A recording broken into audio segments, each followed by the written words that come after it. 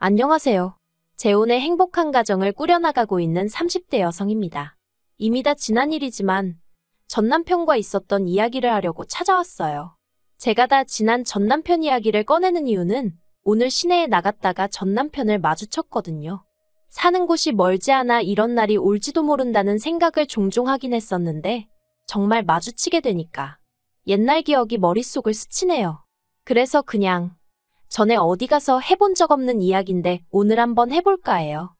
이미 저에게는 재혼해서 정말 괜찮은 남편이 있지만 일단은 편의상 전 남편을 남편이라고 칭하겠습니다. 남편하고는 미혼 남녀 모임에서 만났어요. 만났던 시기는 겨울이었고 사실 저는 낯을 많이 가려서 그런 모임은 나가는 일이 없는데 친한 언니가 자기가 혼자 가기 쑥스럽다며 제발 같이 가달라고 졸랐거든요. 그리고 그 언니가 평소에 저한테 무척이나 잘해줬어요. 그래서 거절하기가 참으로 난처하더라고요. 그래서 나갔는데 남편이 처음 저랑 통성명을 하고 나서부터 엄청나게 들이대는 거예요. 그리고 그런 남편의 적극적인 태도가 왠지 남자답게 느껴졌다고 해야 할까요? 싫지가 않았습니다. 그래서 이후로도 모임 내에서 두세 번 더 만남을 갖다가 본격적으로 연애를 시작했고요. 사귄 지 1년도 안 돼서 남편이 프로포즈를 해왔을 땐 그 또한 적극적이고 저돌적인 남편의 성격 탓이라 생각하고 한편으론 내가 얼마나 좋으면 저러나 싶어서 기쁜 마음으로 프로포즈를 받아들였습니다. 남편은 저와 마찬가지로 회사를 다니는 평범한 직장인이었고 딱히 모난 구석이 없는 사람이었어요. 결혼을 앞두고 이런저런 조건들을 따져봐도 크게 마음에 걸리는 것이 없었죠. 게다가 전화 친정 부모님은 그런 기대는 하지도 않고 있었는데 시댁에서 신혼집도 준비해 두셨다대요. 깜짝 놀랐죠. 그런데 그게 다가 아니었어요. 신혼집 안에는 이미 가정가구까지 다 들어와 있었거든요. 그래서 제가 이건 언제 다 준비한 거냐고 했더니 잠깐 주춤하더니 한다는 말이 저랑 연애할 때 이미 하나씩 다 준비를 하고 있었다는 거예요. 자기는 저랑 결혼하게 될 거라는 확신이 있었다면서. 그리고 제가 너무 순진했던 거죠. 그 말을 전혀 의심하지 않았거든요. 오히려 이 남자가 이런 로맨틱한 부분도 있었구나 하고 감동까지 했는걸요. 그런데 친정어머니는 제 이야기를 들으시곤 아무래도 뭔가 찜찜하다시대요. 아무리 그쪽에서 저를 좋게 봤어도 그렇지 신혼집은 그렇다 쳐도 어떻게 가정가구까지 다 들여놓냐면서. 그리고 가정가구는 보통 신혼부부가 같이 가서 취향에 맞춰서 사는 거지. 어느 집에서 그걸 일방적으로 다 채워놓냐 하시는 거예요. 그런데 그 말을 듣고 나니까 저도 좀 뭐랄까 마음에 걸리는 것들이 있긴 했어요. 집안에 채워져 있던 가정가구들이 새 거는 맞는데 어딘가 유행이 좀 지나간 것들 같았다고 해야 할까요?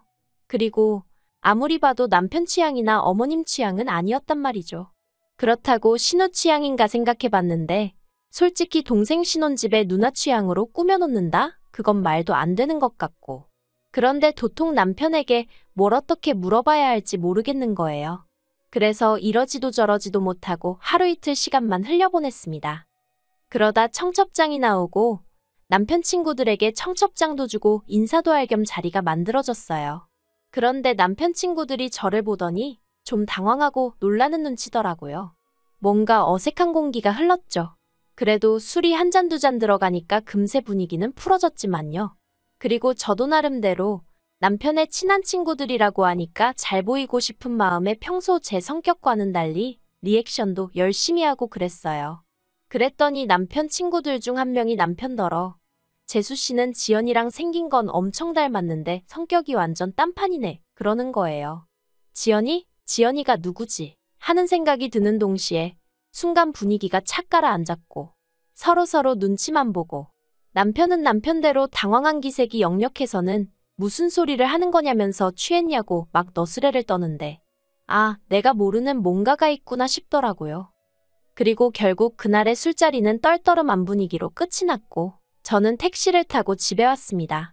집에 오는 내내 남편한테서 전화며 문자며 끝없이 쏟아졌지만 술 취한 남편과 대화다운 대화가 이루어질 것 같지 않더라고요. 그래서 핸드폰은 열어보지도 않고 잤어요. 그리고 이튿날 늦은 오후가 돼서야 남편을 만났습니다. 카페에서 남편을 만나 지연이가 누구냐 단도직입적으로 물었어요. 그랬더니 남편이 정말 미안하다면서 사실은 자기가 저한테 고백할 게 하나 있다대요. 그리고 듣게 된 이야기는 충격 그 자체였습니다. 지연이란 여자는 남편의 전처였거든요. 남편은 혼인신고는 안 했었기 때문에 전처라는 표현은 가당치도 않다고 했지만 제 생각은 달랐습니다.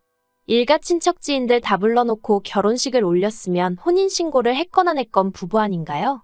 적어도 거기 왔던 사람들은 다 남편이 결혼했던 걸 기억할 테니까요. 하지만 남편은 계속해서 자기는 법적으로 깨끗하다. 그래서 미혼 남녀 모임에도 나갈 수 있었던 거라며 저를 설득하려 들더군요. 아무튼 남편 말로는 그 지연이란 여자와 결혼식을 올리고 신혼여행까지 갔지만 여행 이틀 만에 도저히 같이 못 살겠다는 생각이 들어서 파혼을 했대요. 그리고 신혼집 또한 실은 지연이란 여자와 살려던 집이었다고요. 그 이야기를 듣는 동안 정말 제가 느낀 심정은 말로 표현할 수가 없어요. 단순히 실망하고 화가 났다는 수준이 아니었죠. 배신감에 치가 떨린다는 게 이런 건가 싶었고, 그러나 중에도 내가 이 결혼식을 엎으면 어떻게 될까 하는 계산도 하게 되고, 드라마 속 여주인공들처럼 어떻게 그럴 수 있냐 소리를 지르고 그런 것도 못하겠더라고요. 그냥 손발이 덜덜 떨리고 심장은 얼마나 벌렁거리던지 한마디로 제정신이 아니었다니까요. 저는 남편에게 우리 결혼 다시 한번 생각해보자 했고 그 길로 집에 왔습니다. 그런데 결론부터 이야기하자면 파혼은 못했어요. 파혼을 못한 이유는 어리석게도 파혼을 하고 났을 때 주변에서 들려올 수군거림을 감당할 자신이 없었거든요. 저희 친정부모님 체면을 지켜드리지 못하는 것도 너무 죄송했고요. 그래서 결국 제 가슴속에 묻고 가기로 했습니다. 계획대로 결혼하고 그리고 보란듯이 잘 살면 되는 거라고 애써 그렇게 생각을 했어요. 그렇게 어디에도 말 못할 큰 비밀을 간직한 채 남편과 부부의 연을 맺었습니다. 이따금씩 얼굴도 모르는 지연이란 여자가 떠올라 괴로운 순간도 있었지만 그래도 남편과의 신혼은 비교적 즐겁고 평화로웠네요. 그런데 문제는 결혼하고 1년이 지나도록 아이가 생기지 않더라고요. 신혼을 즐기고 싶은 생각은 있었지만 그렇다고 딱히 피임을 한 적도 없는데 말이죠. 그래도 첫 해는 때가 되면 생기겠지 하고 크게 걱정은 하지 않았어요. 그런데 2년째 들어가면서부터는 시부모님께서 왜 아이를 안 갖냐며 조금씩 재촉을 하시더라고요. 그리고 남편도 왜 안 생기는지 모르겠다, 도대체 얼마나 더 노력을 해야 하냐며 농담처럼 한탄을 하고는 했는데 그런 말을 들을 때마다 왠지 저한테 문제가 있나 싶어서 조금씩 마음이 급해지는 거예요. 실제로 제가 생리가 불규칙하고 그렇다 보니 걱정도 됐고요. 그래서 처음엔 남편한테 말도 못하고 혼자 무슨 죄 지은 사람 마냥 산부인과에 갔어요. 그런데 병원에서는 저는 아무 문제가 없다면서 그냥 건강관리 잘하고 마음을 편히 가지라는 속편한 소리만 하대요. 그래서 저 일부러 취미생활도 그림 그리기니 도자기 만들기니 죄다 뭐랄까 마음을 가라앉히는 종류로만 골라서 찾아다녔어요. 그나마 가끔 한 잔씩 마시던 맥주마저 끊었고요. 퇴근 후 어떻게든 짬을 내서 1시간씩 운동하고 정말 임신하기 좋은 몸을 만드느라고 제 나름대로 최선을 다했죠. 하지만 그래도 어째서인지 아이는 생기지 않았고 게다가 저 혼자 아무리 노력을 하면 뭐하나요? 남편은 회사 일을 핑계로 걸핏하면 술에 떡이 돼서 집에 오기 일쑤였고 운동하고도 담을 쌓은 지가 오래였으니 그래서 결국 참다 못한 제가 남편한테 같이 병원에 가자고 했어요. 그런데 남편이 곧 죽어도 병원은 가기 싫답니다. 병원에서 자기 상태를 확인하는 그 과정이 수치스럽다나요? 그리고 시부모님께서도 하시는 말씀이 당신 아들에게는 아무런 문제가 없을 거랍니다. 그래서 제가 어떻게 그걸 그렇게 확신하시냐 했어요. 사실 결혼 초만 하더라도 그래도 시부모님 말씀이라면 내내하고 웬만해선 싫은 소리를 안 하던 저였지만 2년쯤 넘어가면서 임신은 안 되고 시부모님은 괜히 제 탓을 하시고 그러니 저도 할 말은 하고 살아야겠다 싶더라고요. 그래서 언젠가부턴 아니다 싶으면 조금씩 따지고 들기도 하고 싫다 소리도 하고 그렇게 성격이 바뀌었네요. 아무튼 그러고 제가 물으니 어머님이 하시는 대답이 가관이었습니다. 당신이 연초에 용하다는 점집에 다녀왔는데 당신 아들 사주에는 자식이 있다고 했다는 거예요. 그러니 병원에 가보고 어쩌고 할 필요가 없다나요? 이건 뭐 아무리 제가 논리적인 이유를 가져다 대도 사주님이 신인이 들이대시니 말이 통해야 말이죠. 게다가 남편마저 비협조적으로 나오니 제가 다 큰 성인 남자를 끌고 병원에 갈 수도 없는 노릇이었고 환장하겠더군요. 그래서 저도 그냥 될 대로 되라 하고 내버려뒀어요. 그렇다고 포기를 한 건 아니고 남편과 계속 노력은 했지만 더 이상 제가 할 수 있는 게 없었다는 뜻이에요. 언젠간 찾아와 주겠지. 그냥 그렇게 믿고 기다리는 것 말고 제가 할 수 있는 일이 없더라고요. 그러다 올해 초 퇴근하고 집에 왔는데 남편이 웬일로 저보다 먼저 와 있더라고요. 그리고 얼굴을 보니 안색이 무척이나 어두웠죠. 그래서 제가 무슨 일이라도 있었냐 물으니까 아무것도 아니라면서 제 눈을 피하대요. 그래도 한 이불 덮고 지낸 시간이 있는데 단박에 무슨 일이 있다는 건 알겠더군요.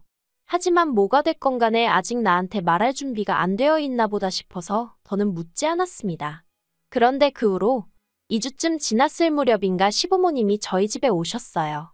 시댁이 저희 집에서 먼 거리는 아니었지만 그래도 평일 저녁에 찾아오시는 일은 흔치 않았기에 기니할 이야기라도 있으신가 싶더군요. 그리고 역시나 제 예감은 틀리지 않았습니다. 시부모님께선 두 분 다 평소보다 훨씬 긴장한 얼굴을 하고 계셨거든요. 그래서 제가 지난번 이 사람도 그렇고 오늘 두 분도 그렇고 저한테 뭐 할 이야기가 있으신 거냐 물었어요.